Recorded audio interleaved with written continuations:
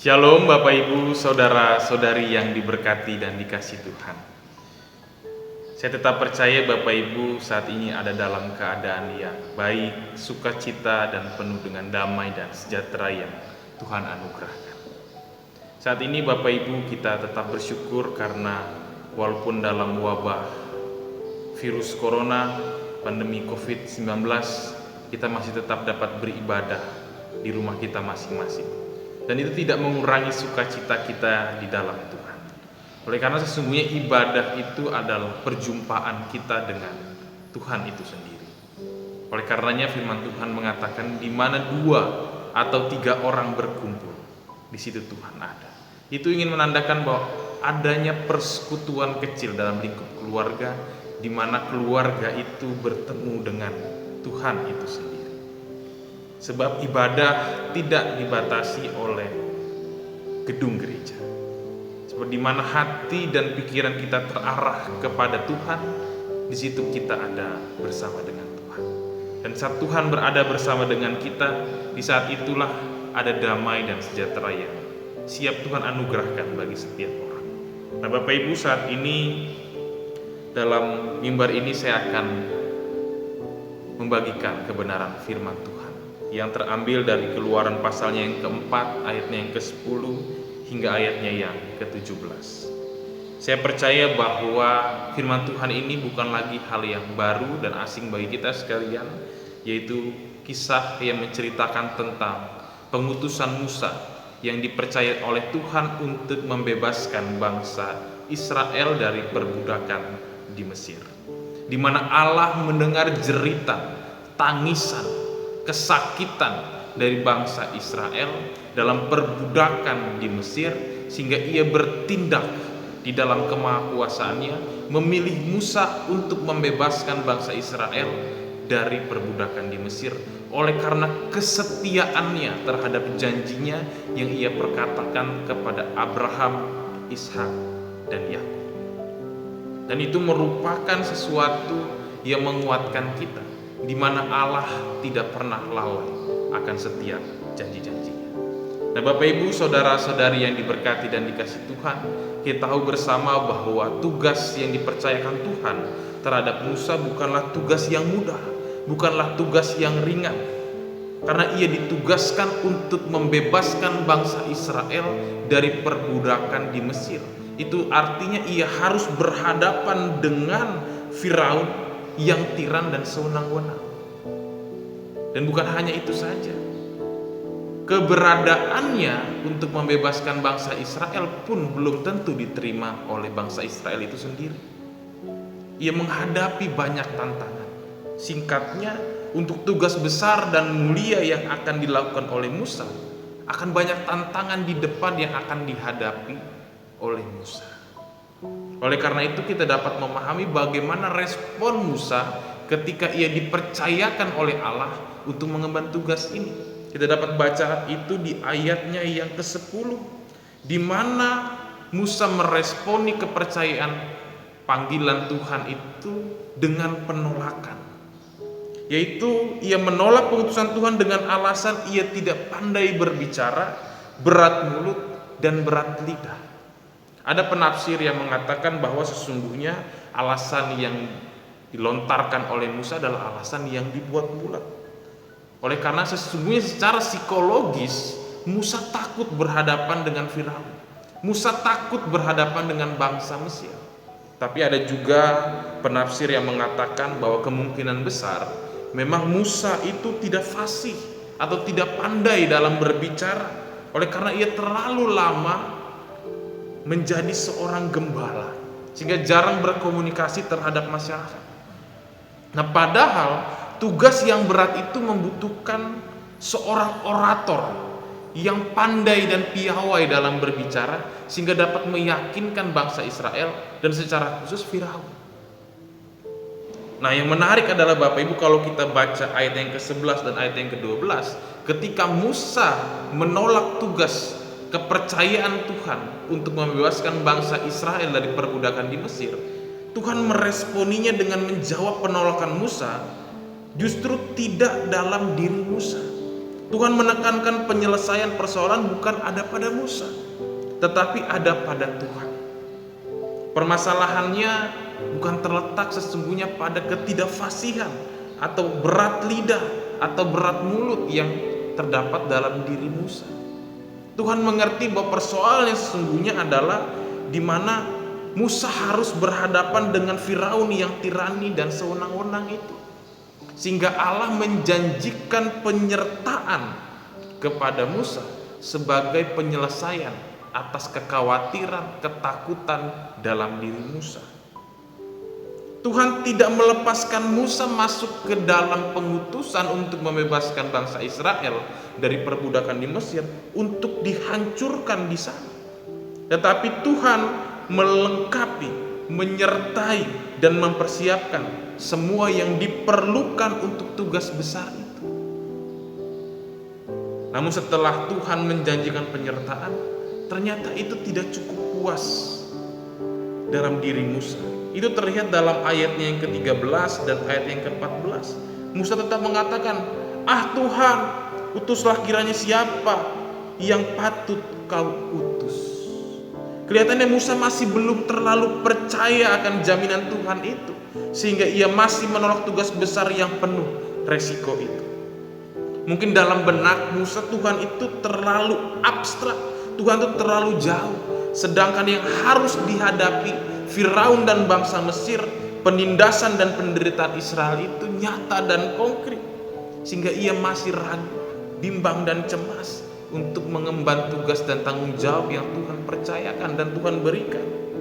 Akan tetapi Tuhan adalah tetap Tuhan yang sabar dan Tuhan yang setia. Untuk itulah Tuhan justru menunjuk Harun, saudara kandung Musa, untuk berjalan bersama-sama dengan Musa sebagai pembicara Musa. Dan itu merupakan pertolongan nyata dan konkret dari Tuhan atas kegelisahan dan ketakutan Musa. Tidak sampai di situ saja. Kalau kita baca ayat yang ke-17, justru Tuhan juga memberikan tongkat kepada Musa yang digunakan untuk membuat tanda-tanda mukjizat.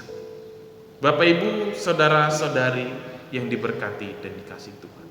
Firman Tuhan ini sungguh memiliki makna yang dalam kehidupan kita sebagai orang yang percaya. Oleh karenanya, tema perenungan hari ini berbicara tentang kekurangan manusia dan kekuasaan Allah. Kekurangan manusia itu digambarkan dalam diri Musa, di mana ia rapuh, ia takut, ia bimbang, ia khawatir, ia ragu ketika Tuhan memilihnya sebagai alat untuk membebaskan bangsa Israel dari perbudakan di Mesir. Musa adalah lambang kerapuhan dan kekurangan dalam diri manusia.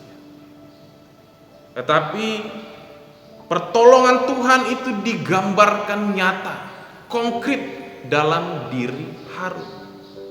Harun sebagai penolong dari diri Musa yang terbatas dan takut. Harun dikirimkan Tuhan untuk menjadi pembicara, penyambung lidah daripada Musa. Dan itu merupakan pertolongan konkret dan nyata dari Tuhan. Sedangkan bangsa Mesir itu melambangkan suatu permasalahan yang besar yang akan dihadapi oleh Musa. Dan pemilihan Tuhan atas Musa itu melambangkan kesetiaan Allah terhadap manusia. Kesetiaan Allah yang tidak pernah ingkar akan janji-janjinya, sebagaimana ia tidak ingkar akan janjinya terhadap Abraham, Ishak, dan Yakub. Ia membebaskan bangsa Israel dari perbudakan oleh karena kesetiaannya atas janji-janji.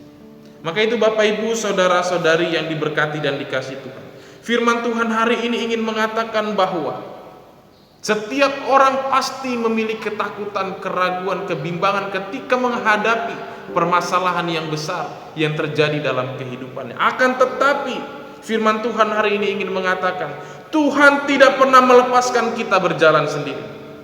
Tuhan senantiasa memperlengkapi dan menyertai kita dalam menghadapi masalah-masalah hidup yang berat dan sulit. Mungkin kadangkala kita merasa seperti Musa, bahwa janji penyertaan Tuhan saya tidak cukup. Kita membutuhkan sesuatu yang nyata yang kita rasakan. Oleh karena itu kita dapat memahami bersama bahwa apa yang dilakukan Musa adalah manusiawi dan kita dapat memahaminya. Persoalan dalam kehidupan begitu hebat sehingga lebih gampang bagi kita melihat persoalan yang berat ketimbang melihat penyertaan Tuhan. Maka oleh karena itu Bapak Ibu, yang pertama yang dapat kita pelajari dari kebenaran firman Tuhan ini, setiap orang memiliki persoalan dalam menjalani kehidupan ini. Tetapi ingat, di saat menghadapi persoalan yang berat, persoalan yang pelik, di saat kita harus menghadapi badai, tabahlah. Percayalah bahwa Allah punya rencana atas kehidupan kita. Bahwa Allah tidak akan pernah meninggalkan kita. Sebab Ia tahu yang terbaik. Ia tahu yang terbaik bagi kita. Hiduplah oleh karena percaya, bukan karena melihat. Percayalah bahwa Ia mengenal hati setiap orang. Ia mengerti setiap tetesan air mata. Jangan takut, sebab Dialah yang berjalan menyertai kita. Dan ketika Ia berjalan bersama kita, kita percaya bahwa semua akan indah pada waktunya. Maka itu tetap berserah kepada Tuhan, tetap hidup di dalam keyakinan bahwa janji Tuhan adalah ya dan amin. Janji Tuhan adalah pasti dalam kehidupan orang yang percaya dan mengasihi Dia. Yang kedua, yang dapat kita tarik pemaknaan dalam perenungan firman Tuhan hari ini, kita ingin diingatkan bahwa kita juga harus tetap menjalankan tugas dan panggilan kita sebagai orang percaya, yaitu menjadi berkat bagi orang lain sehingga nama Tuhan dipermuliakan di dalam diri kita. Walaupun diri kita memiliki banyak keterbatasan, tetapi justru di dalam keterbatasan kitalah kuasa Tuhan semakin nyata. Sebagaimana Musa memiliki banyak keterbatasan sebagai manusia, tapi justru di dalam keterbatasannya itu penyertaan Tuhan, kuasa Tuhan memperlengkapi, menyertai, dan justru mempersiapkan semua yang perlu untuk tugas besar itu. Sebagai gereja kita mau diingatkan, sebagai orang percaya kita mau diingatkan bahwa kita harus menjadi garam dan terang bagi dunia. Walaupun situasi saat ini kita juga harus mengalami ketakutan, kekhawatiran, keraguan, kecemasan, kesedihan, kebimbangan oleh karena virus corona. Tetapi itu tidak menjadi alasan bagi kita untuk tidak berbuat baik dan menjadi berkat bagi orang lain.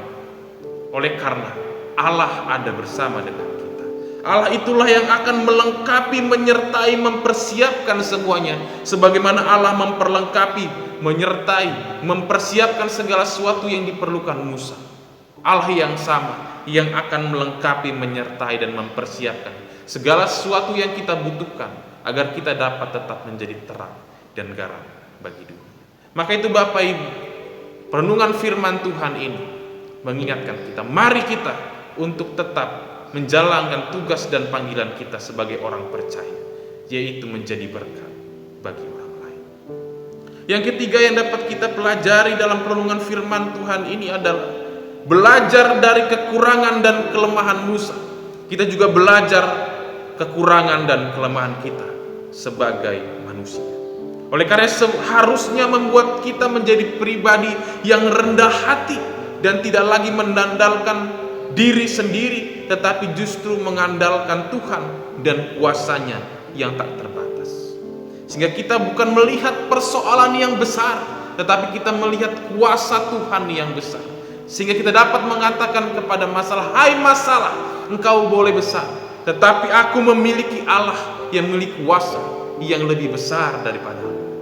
Sehingga dengan demikian, apabila kita fokus melihat kuasaan Tuhan, maka ketika ada keberhasilan dalam mengatasi masalah itu, keberhasilan itu bukan keberhasilan kita, namun keberhasilan Tuhan. Akhir kata Bapak Ibu, saudara-saudari yang diberkati dan dikasihi Tuhan, tetaplah berserah kepada Tuhan. Tetap percaya akan janji-janji Tuhan dalam kehidupan kita. Dan lihatlah segala sesuatu dengan kacamata iman, bahwa segala sesuatu di dalam Tuhan dapat kita selesaikan, bukan karena kekuatan kita, akan tetapi karena kuasa Tuhan terlebih besar dari persoalan yang kita hadapi dalam kehidupan. Secara khusus dalam menghadapi wabah virus corona ini, kita tetap percaya dan yakin bahwa Tuhan bekerja di dalam segala sesuatu. Tuhan memberkati dan menyertai kita. Amin.